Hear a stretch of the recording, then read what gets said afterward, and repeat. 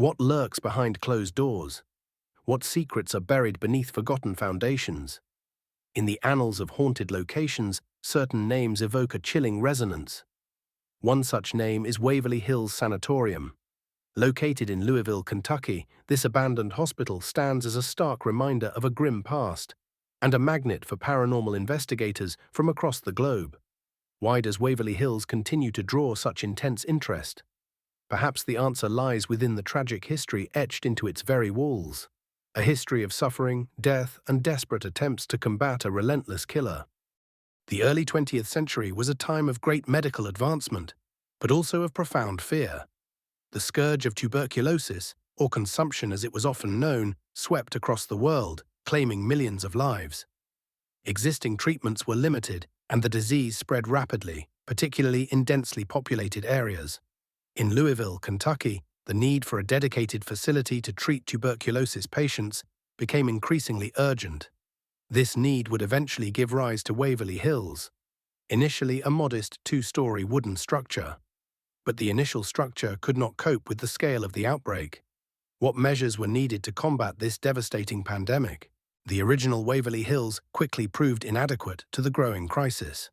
In 1926, a much larger, more modern sanatorium was opened, the imposing structure that stands today.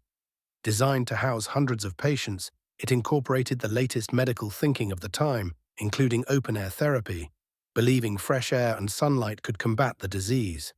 Patients spent hours on balconies, exposed to the elements in the hopes of a cure. But despite these efforts, the mortality rate remained tragically high. How did the staff cope with such relentless loss? Perhaps one of the most chilling aspects of Waverly Hills is the so-called death tunnel, or body chute. This 500-foot-long tunnel was built to discreetly remove the bodies of the deceased from the main building, away from the eyes of other patients and the prying eyes of the public. It's estimated that tens of thousands of people died at Waverly Hills during its operation. The tunnel served as a dark and somber passage to an unmarked grave. The sheer scale of death within those walls is almost incomprehensible. What impact did this constant stream of mortality have on the atmosphere of the sanatorium? While Waverly Hills aimed to provide care, the desperate search for a cure led to experimentation. Treatments, by today's standards, appear barbaric. Procedures like pneumothorax, where lungs were collapsed to allow them to rest, and thoracoplasty, the surgical removal of ribs, were commonplace. These treatments often caused intense pain and suffering, with limited success. Some accounts even speak of experimental surgeries with little scientific basis, performed on patients with little hope. Were these procedures acts of desperation, or did they cross the line into unethical practices? Among the many rooms in Waverly Hills, one stands out: Room 502. It is arguably the most infamous room in the entire sanatorium. According to local legend, a nurse working in the room became pregnant, unmarried, a significant social stigma at the time. She was allegedly found dead in the room, either by suicide or murder. Another nurse, who later occupied the same room, reportedly met a similar fate. Room 502 became associated with tragedy and unexplained events, fueling rumors of a malevolent presence. Is this just a local legend, or is there something more sinister at play within those walls? By the mid-20th century, the discovery of streptomycin, an effective antibiotic, revolutionized the treatment of tuberculosis. Sanatoriums like Waverly Hills gradually became obsolete. In 1961, Waverly Hills closed its doors, no longer needed for its original purpose. The building then briefly served as a geriatric facility before finally being abandoned altogether in the early 1980s.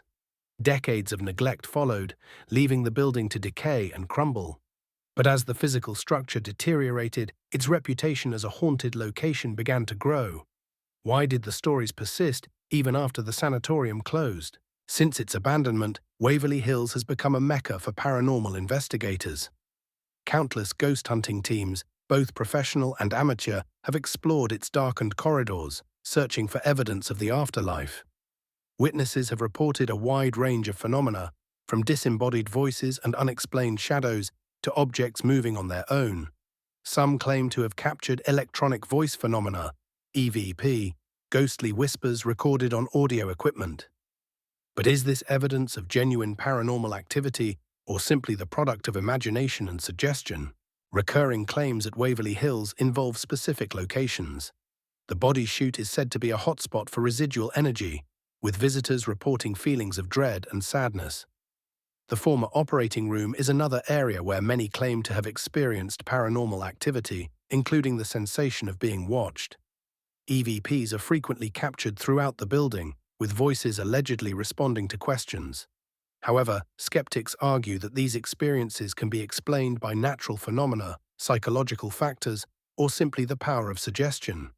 How can we objectively assess these claims? It's crucial to approach paranormal claims with a healthy dose of skepticism. Factors like the building's dilapidated state, its history of suffering, and the human tendency to seek patterns in random noise can all contribute to perceived paranormal experiences. Some researchers suggest that infrasound, low-frequency sound waves can induce feelings of unease and anxiety. Others point to the power of suggestion, where expectations can influence perception. Are these explanations enough to dismiss the claims of paranormal activity at Waverly Hills? Today, Waverly Hills is privately owned, and efforts are underway to preserve the building and its history. Guided tours are offered, allowing visitors to explore its chilling interiors and learn about its past. The owners walk a fine line, balancing the preservation of a historical site with its reputation as a haunted location.